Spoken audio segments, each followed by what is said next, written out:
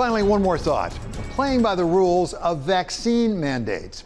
Everyone is talking about them, from banks saying that if you don't get the jab, you can't keep your job, to the Supreme Court ruling that it's up to Congress, not the president, to make them universal. In early 2020, while millions stayed at home, millions of healthcare workers heroically stayed at work.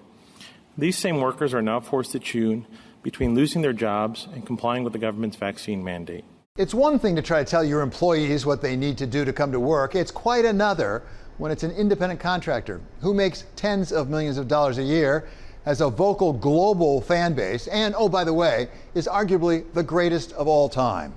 That's what Australia has on its hands in Novak Djokovic, looking to break his tie with Rafael Nadal and Roger Federer for the most Grand Slam wins ever by a man. And, oh, by the way, he's an outspoken skeptic of vaccinations. Mr. Djokovic has been, shall we say, a bit cagey about his vaccination status, invoking instead his claim that he caught the virus, recovered, and is therefore immune. All of which got him into the country, only to have the government say it wasn't enough and he'd have to leave and say goodbye to that 21st Grand Slam title, which put the issue in the lap of the courts of law and the courts of public opinion, as tensions continued in advance of the start of the Australian Open next week. Rules are rules, and there are no special cases. But it's not only tennis stars playing a bit fast and loose with vaccine mandates these days.